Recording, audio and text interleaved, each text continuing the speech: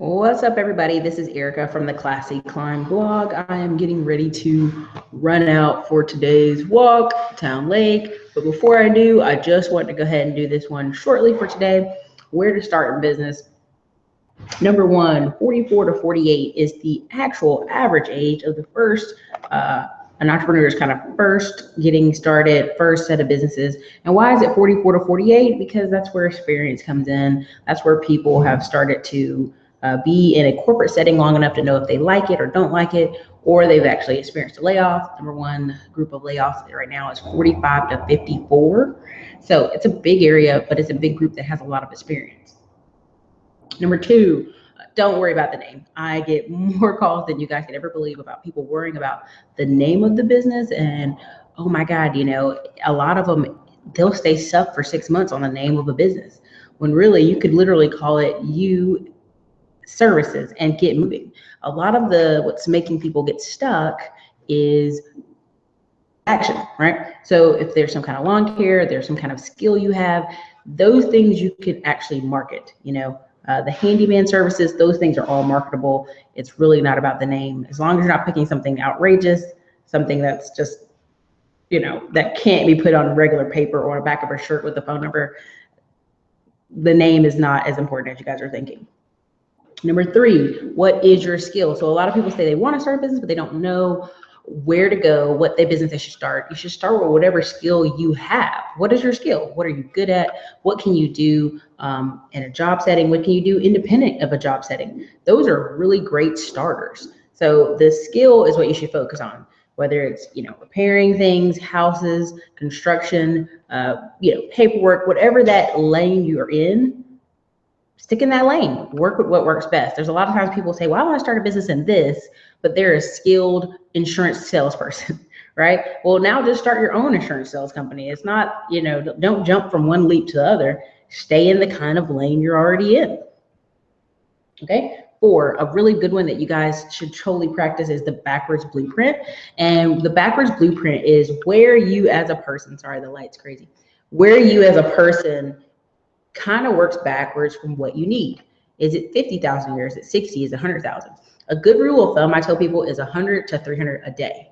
Why 100 to 300 a day? Because that's around the averages of, let's say what you do only brings in $100 a day and it only brings you $3,000 a month. So you're upset because you're like, I can't leave my job because this thing isn't strong enough to support me and my family. Well, that's fine, but you still made an additional $36,000 that year.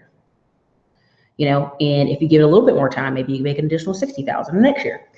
I don't know anybody who wants to turn down an additional $36,000 a year. So, thought process should be going from, oh, it needs to make $1 million to something more reasonable, something more concrete, where you can actually hit your sales points and you won't get discouraged. If you can hit 100 to 300 a day in that business, that's a lot easier to aspire to maintain and not get discouraged. There's some people looking for $1 million in the first 10 months of business. Sorry, that's just really a unicorn story, unless you're Mark Zuckerberg. All right, so number five, thinking differently and who you surround yourself with. A lot of people are wondering this year, how can I make this year different from last year, different from years before? It's all about who you surround yourself with. Who are you meeting? Where are you meeting people at? Are you meeting them at seminars, workshops? Are you meeting them at different business-oriented things? I tell you guys, when I first came to Austin and even when I was in North Carolina, I would go to a lot of ribbon cutting ceremonies. And people thought it was weird. They're like, why are you spending your afternoons going to these ribbon cutting ceremonies? Because at every ribbon cutting ceremony are other business owners in the Chamber of Commerce. So everyone there is a part of the Chamber of Commerce. They're all business owners. They're all people there to support another business owner. You want supportive, creative people like that around you. And that is why I would go.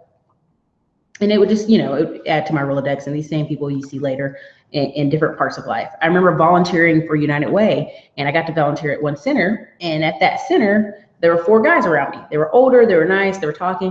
Well, come to find out, every single guy there was a VP of one of the local banks. One was over, like SunTrust, one was over another one. And it was just amazing to see in the setting of volunteering that we were all going to be in the same space for the next 3 to 4 hours. So don't overlook opportunities to surround yourself with people who are in the stream of life you're trying to go into, or in the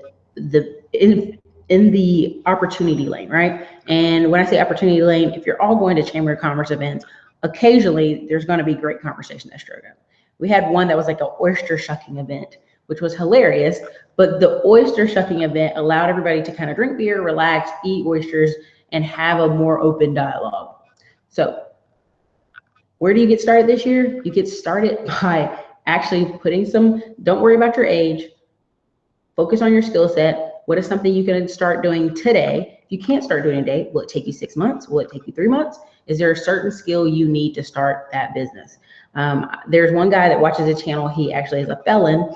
He wanted to start an HVAC repair service business. He just couldn't get hired anywhere. That's why he wanted to start his business. He knew it was could get highly paid, but because he was a felon, people kept overlooking him. So guess what he did? He recruited people who was in the same class as him at the ACC here. And guess what? Now he has a company, and those guys usually run out and do a lot more errands. He's more of a manager role. But it all starts with where you're at, what's your skill level, and what you can contribute. You know, when you change your mindset to thinking, how many more people can I serve? It helps you, and it helps you go a lot faster. So everybody, this was a quick one today. This is Erica, Classy Climb Blog. You guys have a great day.